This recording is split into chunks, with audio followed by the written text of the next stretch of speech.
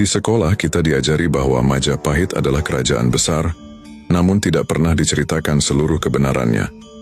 Ada bagian sejarah yang hilang, disembunyikan, atau sengaja tidak dibahas. Hari ini kita membuka halaman gelap yang jarang disentuh. Inilah rahasia Majapahit yang tak pernah diajarkan di sekolah.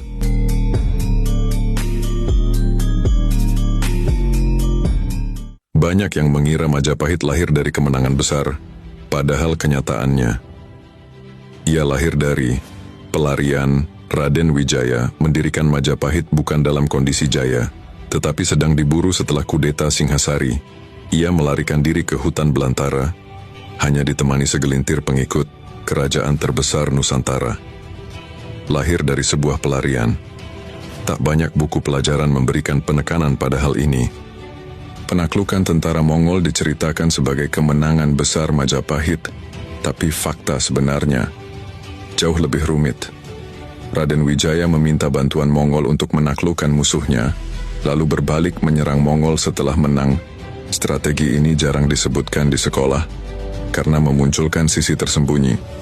Majapahit dibangun oleh kecerdikan, tipu daya, dan keputusan politik yang penuh risiko.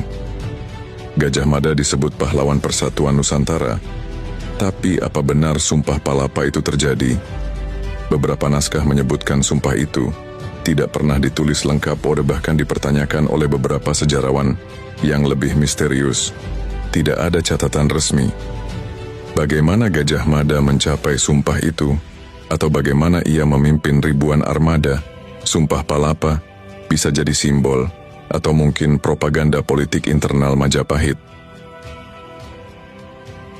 Buku pelajaran hanya menonjolkan Hayam Wuruk, tapi jarang dijelaskan bahwa kejayaan Majapahit dibangun oleh duet yang nyaris sempurna, Hayam Wuruk dan Gajah Mada.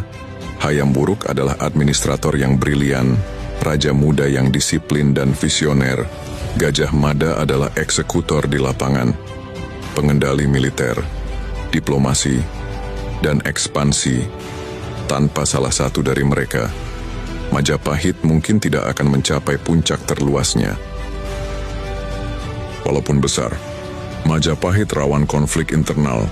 Dokumen kuno mencatat puluhan pemberontakan, termasuk antara saudara, sepupu, bahkan anak raja sendiri. Kerajaan besar ini sebenarnya seperti kaca kristal, megah, tapi retak di dalam. Majapahit tidak runtuh karena penjajah. Majapahit hancur karena dirinya sendiri. Perang Paregreg jarang dibahas di sekolah, padahal inilah perang saudara paling menghancurkan dalam sejarah Nusantara. Keluarga istana saling bunuh, pasukan hancur, ekonomi merosot, dan pusat kekuasaan berantakan. Disinilah retakan besar Majapahit menjadi jurang. Dari sinilah kejatuhan dimulai. Inilah misteri terbesar. Kerajaan sebesar Majapahit kenapa tinggal sedikit jejak? Istana tidak ditemukan, naskah banyak yang hilang, peta tidak lengkap. Ada teori bahwa banjir besar di abad ke-15 menghancurkan pusat kota. Ada teori lain bahwa dokumen dihancurkan selama Perang Saudara, namun sampai sekarang, hilangnya jejak Majapahit masih menjadi teka-teki.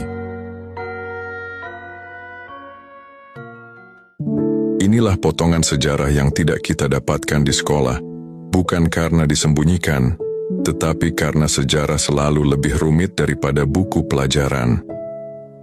Majapahit mengajarkan kita bahwa kejayaan bisa lahir dari pelarian, kekuatan bisa dibangun dengan strategi, dan kehancuran bisa datang dari dalam.